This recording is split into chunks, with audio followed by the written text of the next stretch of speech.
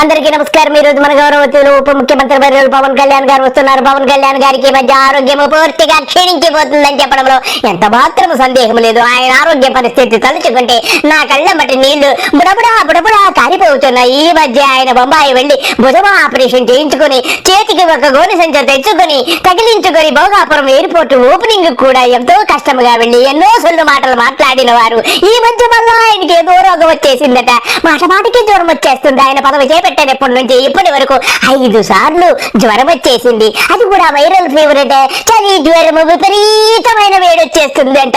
ఏమిటో నాకు చాలా బాధగా ఉంది. మొదలు పెట్టండి.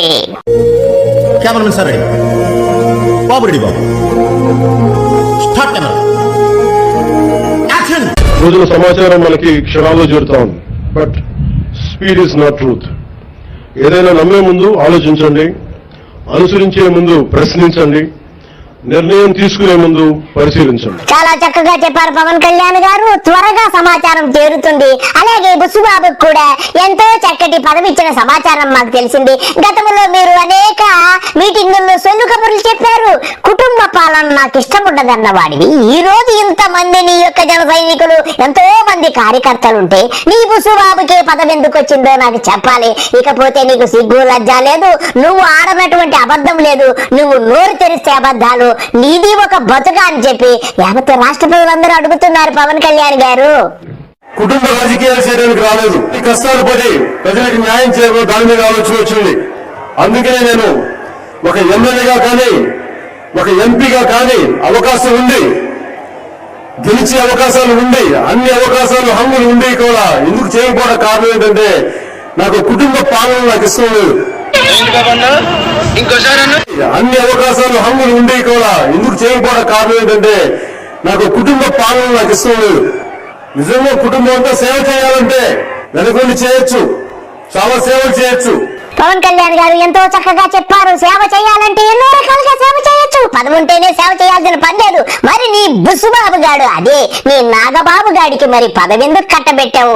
మరి నీ జన సైనికులు ఎంతో మంది ఉన్నారు కదా, నిన్ను జాకీ పెట్టి లేపి లేపి లేపి 12 సంవత్సరాల నుంచి నిన్ను జాకీ పెట్టి లేపినటువంటి జన సైనికులను వదిలేసి నీ బుస్సుబాబు గాడికే ఇచ్చావంటే నీకు కుటుంబ పాలన ఇష్టం ఉండదు కదా.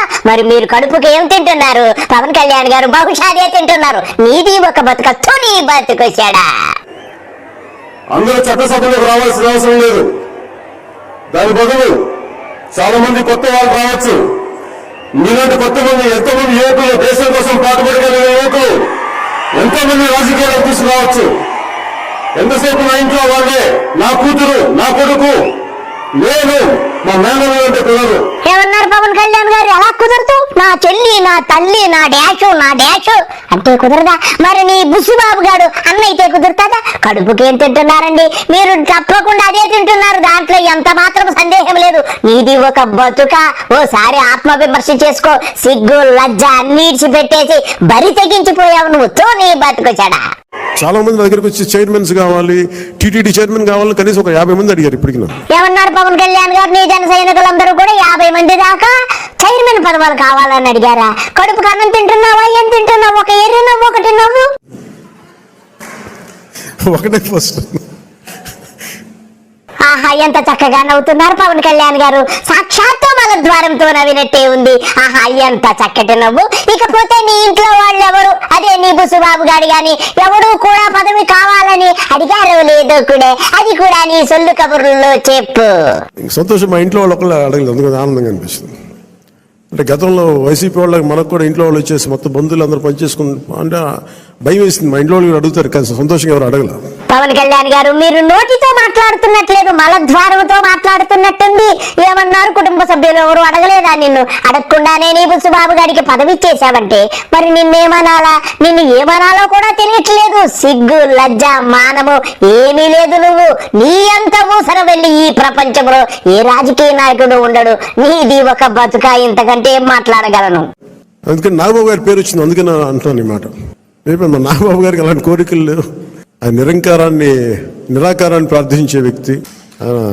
ఎథిస్ట్ అని చెప్పను కానీ ఒక భగవంతుని విగ్రహారాధనని దాటి ఉండే వ్యక్తి. అసలు నిరాకారాన్ని పూజించే వ్యక్తి. అందుకని ఆయన పేరు ఎలా వచ్చిందని అనుకున్నాను. చాలా ప్రతిదీ కూడా మీరు అడగండి. నేను దానికి నో చెప్పను, నేను పరిశీలిస్తాను. ఒకవేళ ఇవ్వలేని పక్షంలో ఎందుకు ఇవ్వలేదో, ఏమి చేయగలమో నేను మనస్ఫూర్తిగా మీకు మనసు ఇప్పి మన నాయకుల ద్వారా చెప్పిస్తాను. లేదంటే కొన్ని పరిస్థితులు నేనే చెప్తాను. సరే ఊసరవెల్లి గారు చెప్పిన సొల్లాపై ఎలాగైతే ఏమి మొత్తానికి వాడు అడక్కపోయినా గానీ బుసుబాబు గారికి అయితే పదవి ఇచ్చేసావు. ఇకపోతే గతంలో ఎప్పుడైనా కేసీఆర్ గారిని దూషించావో లేదు, కొంచెం చెప్పు. ఏ రోజున ఒక్క మాట మీకు కేసీఆర్ గారి గురించి కానీ ఇన్ని సంవత్సరాల్లో, ఇప్పుడు ఏమంటున్నావు మరి? 12 సంవత్సరాల్లో ఒక్క తెలంగాణ నాయకుడిని ప్రభుత్వం ఏర్పాటు చేసినప్పటి నుంచి ఈ రోజు దాకా ఒక మాటంలా. ఇది అబద్ధం. ఇప్పుడు నిజం మాట్లాడుకుందామా? కేసీఆర్ గారు గుర్తుపెట్టుకోండి. కేసీఆర్ గారు గుర్తుపెట్టుకోండి. మీ బతుకులు చెడా, ఇయో బతుకులా. మీరు చెప్పింది నిజమే కేసీఆర్ గారు. ఇతడు క్షణానికి రంగులు మార్చేస్తాడు. ఊసరి వల్ల కూడా సిగ్గుపడుతుంది, ఇన్ని రంగులు నా దగ్గర లేవని. అన్ని రంగులు ఇతనిలో ఉన్నాయి. ఇంత దుర్మార్గపు రాజకీయ నాయకుడు ఈ పవన్ కళ్యాణ్ అని చెప్పక తప్పదు. ఇకపోతే గతంలో జగన్ గారిని రాయి తగిలితే ఎలా దూషించాడో, ఏమేం మాట్లాడాడో ఒకసారి విన్నాము. తర్వాత తోలు ఎలా తీయాలో మనం తీద్దాం. ఇది సగటు మధ్య తరగతి మనం చేసే తప్పు. ఇది మన హక్కులు మనం తెలుసుకోవట్లేదు. జగన్ కి గాయం అయితే రాష్ట్రానికి అయ్యా గాయం. డిప్యూటీ సీఎం పవన్ కళ్యాణ్ తీవ్ర జ్వరంతో బాధపడుతున్నారు. ఆయనకు రాజమండ్రిలో వైద్య పరీక్షలు నిర్వహించారు. అనంతరం పవన్ హైదరాబాద్ కు బయలుదేరారు. జ్వరం కారణంగా విజయవాడలో జరగాల్సిన అట్ హోం కార్యక్రమానికి పవన్ దూరమయ్యారు. మీరు చెప్పింది నిజమే పవన్ కళ్యాణ్ గారు. మరి నీకు రోగం వస్తే ఆంధ్ర రాష్ట్రానికి అంత రోగం వచ్చేసట. నీకు రోజు రోగం వచ్చేస్తుంది కదా, వైరల్ ఫీవరు, లేకపోతే అక్కడ నొప్పి ఇక్కడ నొప్పి అని ఎక్కడెక్కడో బొంబాయి వెళ్ళిపోయి డాషులన్నీ కోయించుకొచ్చేసావు కదా. మరి నువ్వేం తింటున్నావు? కడుపు కన్నం తింటున్నావా లేకపోతే అశుద్ధమే తింటున్నారా? గతంలో ఒక్కసారి మీ మాటలన్నీ ఒక్కసారి మననం చేసుకోండి పవన్ కళ్యాణ్ గారు. అంటే మీ మీద ఎంత గులకరాయి పడితేనే గాయం అయిపోయినట్టు. ఏమో ఎవడు చేశాడో నా సంతాపం. నిజమే పవన్ కళ్యాణ్ గారు. మీకు రోజు రోగం వచ్చేస్తుంటే రాష్ట్రానికి అంతా రోగం వచ్చేస్తున్నట్ట. నీకు వైరల్ ఫీవర్ వచ్చేస్తుంది, డాషలో నొప్పి వచ్చేస్తుంది, బొంబాయి వెళ్ళిపోతావు, డాషలకు చేసుకుంటావు, అక్కడ నొప్పి అంటావు, ఇక్కడ నొప్పి అంటావు, గుద్దలో నొప్పి అంటావు. మరి నిన్నెవడు నమ్ముతాడు? నీకు రోగం ఉందో లేదో ఎవరికి తెలుసు? నువ్వు నటిస్తున్నావేమో, అయినా నువ్వు సహజంగా పెద్ద నటుడు కదా. అస్కార్ తుస్కార్ అవార్డులు గెలిచినటువంటి మహానటుడు కాబట్టి నీకు అసలు రోగం వస్తుందా, అసలు ఆపరేషన్ జరిగిందా లేదో కూడా నాకు చాలా అనుమానంగా ఉంది పవన్ కళ్యాణ్ గారు. తర్వాత చెప్పండి. సారీ, నా సంతాపం నాకు బాధ కలుగుతుంది. నన్ను అడిగారు ఈ రోజున. ఏమన్నావు? దెబ్బ తగిలితే సంతాపం ప్రకటిస్తావా? మరి నీకు రోగం వచ్చింది, మేము కూడా సంతాపం ప్రకటించేయమా? నీకు పోయే కాలం దగ్గరికి వచ్చింది. నీకు, నీ బాబుకి, నీ గూటాల కూటమి ప్రభుత్వానికి త్వరలో సంతాపం తెలియజేసేటువంటి కార్యక్రమం త్వరలో ఉంది కాబట్టి ఇలా పిచ్చి కుక్కగా రెచ్చిపోతున్నావు. నీ నోటికి హద్దు పద్దు లేదు. నీది ఒక బతుక, నీది ఒక జన్మ. స్టేట్మెంట్ ఇమ్మని చెప్పారు మా పార్టీ వక్తలందరూ. సార్ జగన్ గారికి ఇలా దెబ్బ తగిలింది అంటే నన్ను ఏం చేయమంటారన్న. ఆయనకి కొంచెం మీరు త్వరగా కోలుకోవాలని ఇవ్వంటే ఏమో అది నిజమో అబద్ధమో నాకేం తెలుసు. నిజమే సార్, మీరు చెప్పింది నిజమో అబద్ధమో మనకేం తెలుసు? నీకు రోజు రోగమే కదా, రోజు వైరల్ ఫీవరే కదా, ఎవరికి తెలుసు? నీ బతుకు చెడ. నీకు రోగం వస్తుందో లేకపోతే తాగేసి దొడ్లో పడుకొని దొల్లుతున్నావో ఎవరికి తెలుసు పవన్ కళ్యాణ్. కాబట్టి మేము కూడా అలాగే అనుకుంటున్నాము. నీకు వైరల్ ఫీవర్ కాదు, నీకు నటన, రోగము లేదు, ఏమీ లేదు. నువ్వు నటిస్తున్నావు. నువ్వు కేబినెట్ మీటింగ్ కూడా అటెండ్ కాలేదు, దొడ్లో పడుకొని తాగేసి పడుకున్నావని చెప్పి మేమందరము ప్రగాఢ విశ్వాసంతో నమ్ముతున్నాము. నీ బతుకు చెడ. అతను ఇలా టప్పును కొట్టేసుకున్నాడేమో ఎవరికి తెలుసు? తెలియదు కదా. రాయిపెట్టి కొట్టుకున్నాడేమో, లేదు నిజంగా పోనీ ఒకసారి నాన్న పులి కథలాగా ఒకసారి చెప్తే బాగుంటుంది. ప్రతిసారి ఎలక్షన్ రాగానే జరిగితే నిజంగా పులి వచ్చిన నాన్న పులి కథలాగా అది అబద్ధం అనుకుంటాం. ఈ సెంటిమెంట్ డ్రామాలు దయచేసి ఆపండి. ఈ నాటకాలు భరించలేకపోతున్నాం. ఏమో ఎవరికి తెలుసు? మీరన్నట్టుగానే రాయి పట్టి కొట్టేసుకునే ఉంటాడా? అలాగే నువ్వు కూడా ఏ రోగం లేకుండా ఫుల్గా తాగేసి 4 ఫుల్ బాటిల్ తాగేసి బాత్రూమ్ లో తొంగొని నాకు జ్వరం వచ్చేసిందని చెప్పి నటిస్తున్నావు. అందులో డౌట్ లేదు. నువ్వు చెప్పిందే నీకు చెప్తున్నా నేను. నువ్వు మహానటుడు కదా. నీ నాటకాలు ఆపు. ఎంతకాలం చూస్తారయ్యా? 2.5 సంవత్సరాల నుంచి గొప్పగా నటించేస్తున్నావు. రోజు రోగమే నీకు, రోజు రోగమే. వైరల్ ఫీవరు, విమానం ఎక్కడము, హైదరాబాద్ దుబ్బేయటము. నీదొక బతుకని బతుకొచ్చాడా పవన్ కళ్యాణ్ గారు. ఇకపోతే ఈ మధ్య మీకు బాగా మతి భ్రమించి నవ్వడం మానేశారని అందరూ అనుకుంటున్నారు. మీరు నవ్వడం ఎందుకు మానేశారు? చెప్పండి. నా నవ్వు ఎందుకు పోయిందంటే మధ్యలో చెప్తుంటారు వాళ్ళు, అన్న నవ్వడం మానేసావు, నవ్వడం మానేకి మరి ఏం చేస్తాం, అందరు రోజు కూర్చోబెట్టి యుద్ధం చేసేటప్పుడు నాకు చాలా ఆనందం ఉంటుంది. ఎందుకంటే పోతాం కాబట్టి పర్లేదు, బాగా యుద్ధం చేద్దాం అనుకుంటున్నాం. పవన్ కళ్యాణ్ గారు మీరు యుద్ధాలు రకరకాలుగా చేస్తారని తెలిసింది. ఏ టైప్ ఆఫ్ యుద్ధము? డే టైం చేస్తారా, నైట్ టైం చేస్తారా? ఆ యుద్ధాలు ఏమిటో కొంచెము చెప్పండి. బాధ్యత అప్పచెప్పిన తర్వాత చాలా బరువు, భుజాలు వంగిపోతాయి. ఆ దాంట్లో పడిన తర్వాత నాకు అనిపించింది, ఒక 12 సంవత్సరాలు నలిగిన తర్వాత ఇంకా నన్ను తిడతా ఉంటే ఇంక విసుగొచ్చింది. ఇంకెవ్వరికి ఎవరు తప్పులు కనిపించు, నా ఒకటి తప్పు అంటే నన్ను ప్రతిదీ నేను మామూలుగా నడిచినా కానీ వాళ్ళకి తప్పే.